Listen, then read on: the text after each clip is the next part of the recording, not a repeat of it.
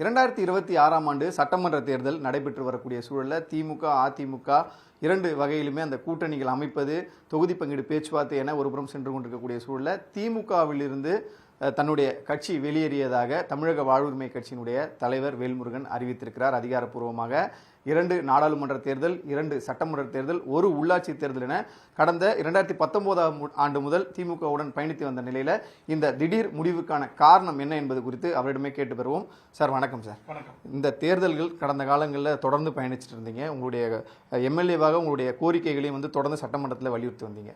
இவ்வளோ காலங்கள் இல்லாத இந்த 4-5 ஆண்டு காலங்கள் இல்லாத விஷயமாக திடீரென தேர்தல் சமயத்தில் இந்த முடிவை அறிவிக்க வேண்டிய தேவை என்ன ஏற்பட்டுச்சு? அதாவது நீங்களே சொல்றீங்க, 5 ஆண்டு காலம் தொடர்ந்து சட்டமன்றத்தில் வலியுறுத்தி இந்த கோரிக்கைகளை நிறைவேற்றி தாருங்கள் என்று போராடி வந்தேன். ஆனால் கோரிக்கைகள் நிறைவேற்றப்படவில்லை.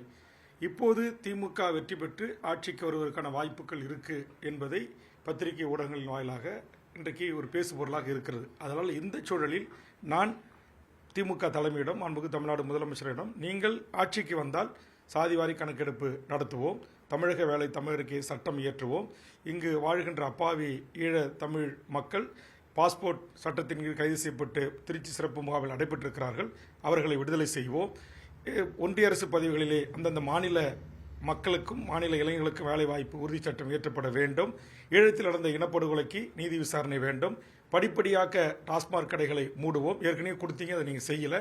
ஆக இது போன்ற தமிழ் சமூகத்தின் மிக முக்கியமான உன்னதமான கோரிக்கைகளை நீங்கள் வாக்குறுதியாக தாருங்கள், இதையெல்லாம் நிறைவேற்றுவோம் என்று எங்களுக்கு ஒரு உறுதிமொழியை தாருங்கள் என்று கேட்டேன். அந்த உறுதிமொழி எனக்கு கிடைக்கப்பெறவில்லை. ஏற்கனவே 5 ஆண்டு காலம் நாம் தொடர்ந்து போராடினோம், நம்ம கோரிக்கைகள் நிறைவேற்றப்படவில்லை.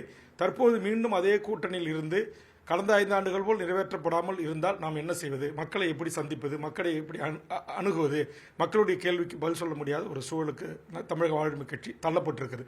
கடந்த தேர்தலில் நீங்கள் சொன்னீங்களே, இதையெல்லாம் திமுகவிடம் நாங்கள் தமிழக மக்களுக்கு பெற்றுத் தருவோம் என்று, அது எதுவுமே நடைபெறவில்லை. திரும்ப 5 ஆண்டு காலம் மக்களுக்கு எந்த முகத்தோடு நீங்கள் வாக்கு கேட்கிறீர்கள் என்று தமிழ்நாட்டு மக்களிடத்தில் கேள்வி எழும். அந்த கேள்விக்கு விடை தேடுவதற்காகத்தான் நாங்கள் இந்த 10 நிமிஷ கோரிக்கைகளை முன்வைத்தோம். அது நிராகரிக்கப்பட்ட காரணத்தினால் கூட்டணியிலிருந்து நாங்கள் வெளியேறியிருக்கிறோம். இந்த 10 நிமிஷ கோரிக்கையை பொறுத்தவரையில் நீங்கள் தொடர்ச்சியாக பேசி வந்தாலும் தேர்தல் சமயத்தில் நீங்கள் இது ஒரு டிமாண்ட் கிரியேட் பண்ணுற மாதிரி நீங்கள் நினச்சிக்கலையா? வெளியிருந்து சில கட்சிகள், புதிய கட்சிகள் உள்ள வருது, உங்களுக்கான இருப்பு தக்க வைக்கப்படுமா என்ற போன்ற இது இந்த தேர்தல் காலகட்டங்கள் தான் தேர்தல் வாக்குறுதிகளை ஒவ்வொரு அரசியல் கட்சியும் கொடுக்கும். அப்போ தேர்தல் காலகட்டங்களில் தான் அந்த வாக்குறுதிகளை நீங்கள் நிறைவேற்றுங்கள், இப்போ இதெல்லாம் எங்கள் கட்சிக்கான தமிழ் மக்களுக்கான கோரிக்கைகள் என்று நம்ம கொடுக்க முடியும். மற்ற நேரில் கொடுக்கறத விட தேர்தல் காலகட்டத்தில் கொடுக்கறதா தமிழ்நாட்டிலும் இந்தியாவிலும் எல்லா நாட்டிலும் இருக்கிற ஒரு நடைமுறை. அந்த நடைமுறையை தான் நாங்கள் சொன்னோம். திமுக மீண்டும் ஆட்சிக்கு வந்தால் இந்த கோரிக்கைகளை உடனே நீங்கள் நிறைவேற்றி தாருங்கள் என்ற ஒரு உறுதிமொழியை தாருங்க, எங்களுக்கு இடங்களை குறித்து கூட பிரச்சனைகளை நாங்கள் சொன்னோம். அப்போ அப்படி சொன்ன பிறகும் கூட அவர்கள் அழைத்து அதற்கான ஒரு சுமூக பேச்சுவார்த்தையில் ஈடுபடாத காரணத்தால் தான் நாங்கள் வெளியேறுவதற்கு தள்ளப்பட்டிருக்கிறோம்.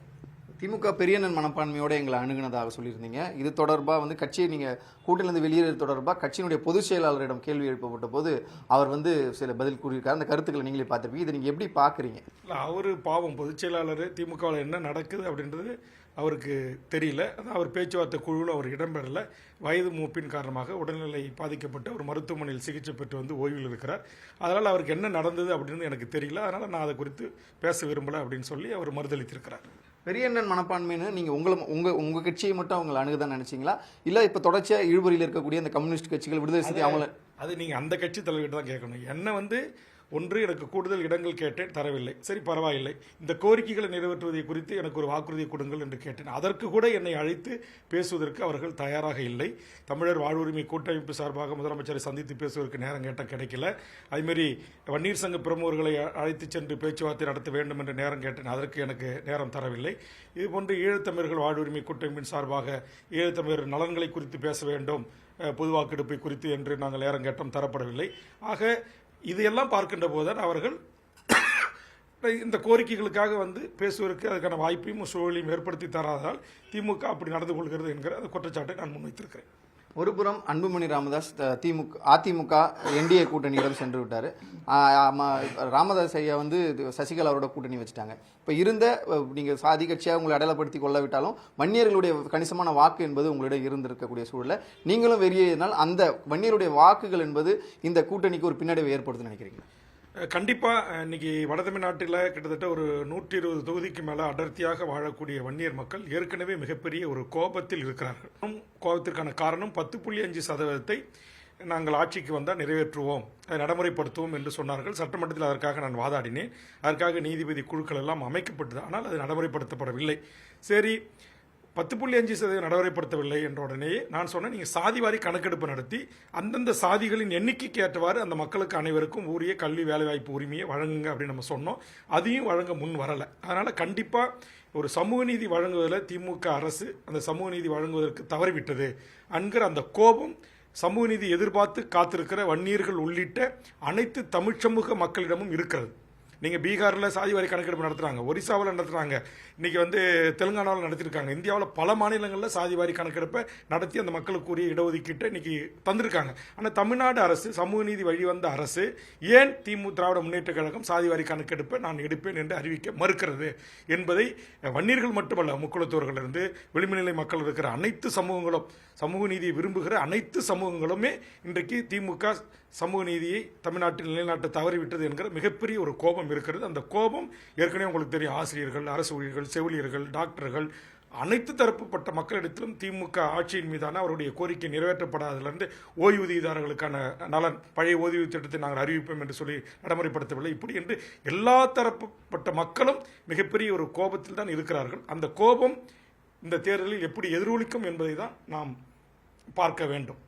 இப்போ பிரதானமான திமுக கூட்டிலேருந்து வெளியேறி இருக்கீங்க. அதிமுக அங்கம் வகிக்கிற அந்த என்டிஏ கூட்டணியில் நீங்கள் போய் சேருவதற்கோ இல்லது உங்களுடைய கோரிக்கைகளை ஏற்றுக்கொண்டால் அதில் நீங்கள் அதை கன்சிடர் பண்ணுவதற்கான வாய்ப்புகள் இருக்கா? ஏற்கனவே தேர்தல் உடன்பாடுன்ற ஒரு வார்த்தையை பயன்படுத்துறீங்க. அதாவது தேர்தல் வரைக்கும் நாங்கள் இருப்போம், அதுக்கப்புறம் எங்கள் கோரிக்கைகள் முடிச்சுட்டு நாங்கள் அடுத்த கட்டமாக நான் தனித்து செயல்படுவதற்கான அதையும் நீங்கள் மென்ஷன் பண்ணிக்கிங்க. இதை நம்ம எப்படி புரிஞ்சுக்கிறது? இல்லை வேல்முருகன் தனித்து போட்டியிட போகிறாரா? இல்லை, நான் தான் சொல்கிறேன். இப்போ நான் திமுக கூட்டணியிலிருந்து வெளியேறி விட்டேன் என்று அறிவித்த உடனேயே நீங்களே இப்போ பார்த்தீங்க, 25க்கும் மேற்பட்ட தலைவர்கள் என்னை சந்தித்து அவருடைய ஆதரவுகளை எனக்கு தெரிவித்திருக்கிறார்கள். ஆக இவர்களோடு கலந்து பேசி நாம் கோரிக்கையை நிறைவேற்றுகின்ற, வாக்குறுதி கொடுக்கின்ற அரசியல் கட்சியோடு நாம் தொகுதி உடன்பாடு ஏற்படுத்தி கொள்ளலாமா, இல்லை நாம் தமிழ்நாட்டின் எந்தெந்த தொகுதிகள் நமக்கு வெற்றி வாய்ப்பு இருக்குது அல்லது கணிசமான வாக்குகளை பெற முடியும் என்பதை அவர்களோடும் ஆதரவு சக்திகளோடும் ஆதரவு கட்சி அமைப்புகளோடும் கலந்து பேசி நாங்கள் வேட்புமனு தாக்கலுக்கு முன்பாக அதிகாரப்பூர்வமாக இதே மாதிரி ஒரு பத்திரிகையாளர்கள் சந்திப்பை நடத்தி நாங்கள் அறிவிக்க இருக்கிறோம். அந்த தமிழக வெற்றி கழகம் திமுக கூட்டணியில் இடம்பெற்ற நேரத்தில் தான் தமிழக வெற்றி கழகம் என்பது உருவாகுது. அதாவது தமிழக வாழ்வுரிமை கட்சி திமுக கூட்டணியில் இடம்பெறீங்க, தமிழக வெற்றி கழகம் ஒன்று உருவாகுது. தமிழக வெற்றி கழகத்தை வாழ்வுரிமை கட்சி திமுக கூட்டணியில் இருந்ததுனால எதிர்த்து கொண்டீர்களா, இல்லை இப்போ அவங்க கூட்டணிக்கு அழைத்தா போவீங்களா? என்ன மாதிரியான நிலைப்பாடு விஜயோட? தமிழக வாழ்வுரிமை கட்சி தமிழக வெற்றி கழகத்தோடு கூட்டணி அமைப்பதற்கு தற்போதைக்கு எந்த வாய்ப்புகளும் இல்லை. நான் ஏற்கனவே சொன்ன அதே கருத்தை தான் சொல்லுகிறேன். திரு விஜய் அவர்கள் அரசியலுக்கு வந்ததை முதலில் வரவேற்றுவோம் நான் தான்.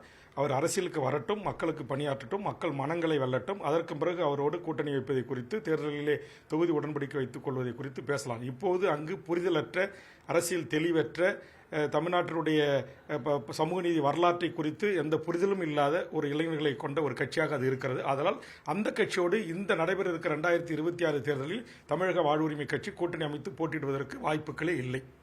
இன்னும் ஒரு வார காலம் தான் இருக்குது இந்த வேட்புமனு தாக்கல் இருக்குது. அதற்குள்ளே நீங்கள் உங்களுடைய கூட்டணியை இறுதி செய்து மற்ற விஷயங்கள், அந்த தேர்தல் வேலைகளை முடித்திட முடியுமா? சின்னம் குறித்து உங்களுடைய பார்வை என்னவா இருக்கு? நாங்கள் தேர்தல் ஆணையத்தில் எங்கள் கட்சிக்கான சின்னத்தை தர சொல்லி நாங்கள் முறையிட்டிருக்கிறோம். கண்டிப்பாக எங்களுக்கு சின்னம் கிடைக்கும். அப்படி சின்னம் கிடைக்கவில்லை என்றாலும் கூட நாங்கள் தமிழ்நாடு முழுவதும் சுயேட்சை சின்னங்களில் எந்தெந்த தொகுதியில் வேட்பாளர்களை நிறுத்துகிறோமோ அந்த தேர்தல்களில் நாங்கள் வேட்பாளர்களை நிறுத்தி எங்களுக்கான வாக்கு வலிமை என்ன, நாங்கள் பேசுகிற தமிழர் அறம் சார்ந்த அரசியலுக்கு தமிழக மக்களிடத்தில் என்ன ஆதரவு இருக்கிறது என்பதை தெரிந்து கொள்வதற்கான ஒரு நல்வாய்ப்பாக இந்த தேர்தலை நாங்கள் எடுத்துக்கொள்ள இருக்கிறோம். இறுதியாக ஒரு கேள்வி, திமுக கூட்டிலிருந்து வெளியேறியதுனால திமுக எதிரான உங்களுடைய தேர்தல் பிரச்சாரம் இடம்பெறுமா? யாருக்கு எதற்கு எதிரான பிரச்சாரமாக, இல்லை உங்களுடைய விஷயங்களை மக்கள் மத்தியில் எப்படி கொண்டு செல்ல போறீங்க? திமுக அரசு செய்ததை வரவேற்போம், செய்ய தவறியதை தமிழ்நாட்டு மக்களிடம் சுட்டிக்காட்டி அவர்கள் திமுக இப்போ பரந்தூர் விமான நிலையம், என்எல்சி, ஹைட்ரோ கார்பன், மீத்தேன், சாதிவாரி கணக்கெடுப்பு, ஈழம் இனப்படுகொலை, சிறப்பு முகாம் மூடல், தமிழக வேலை தமிழருக்கு போன்ற இந்த கருத்தியல் அடிப்படையில், சித்தாந்தத்தின் அடிப்படையில், கொள்கை அடிப்படையில் தான் எங்கள் தேர்தல் பரப்புரைகள் இருக்குமே தவிர தனிப்பட்ட முறையில் நான் எந்த ஒரு தலைவர்களையும் விமர்சனம் செய்து எங்களுடைய பரப்புரைகள் அமையாது. காரணம், தமிழ்நாடு முதலமைச்சர் அவருடைய கடுமையான அந்த உழைப்பை நான் அங்கீகரிக்கக்கூடியவன், பாராட்டக்கூடியவன். ஆக என்னை பொறுத்தவரையில் முதலமைச்சரை எந்த விதத்திலும் முதலமைச்சர்களையும் அமைச்சர் பெருமக்களையும் தனிப்பட்ட முறையில் நான் விமர்சனம் செய்து பரப்புரையில் மேற்கொள்ள மாட்டேன். அதே நேரத்தில் திமுக ஆட்சியில் செய்ததை வரவேற்றும் செய்ய தவறியதை சுட்டிக்காட்டி மக்களிடத்தில் பரப்புரையில் நான் ஈடுபடுவேன். நன்றி. Thank you sir. நன்றி. 1,26,00,000 மனங்களை வென்ற தந்தை டிவி யூடியூப் சேனல். தவிர்க்க முடியாத தம்ப்நெயில்ஸ், கலக்கலான கான்டென்ட்ஸ். நீங்களும் இந்த குடும்பத்தில் இணைய இப்பவே சப்ஸ்கிரைப் பண்ணுங்க. அசுரபலம் கொண்ட எங்கள் டிஜிட்டல் கரங்களில் உங்கள் விளம்பரங்களை சேர்க்க வாட்ஸ்அப் பண்ணுங்க. 8939888838. Email advttv@dttv.in.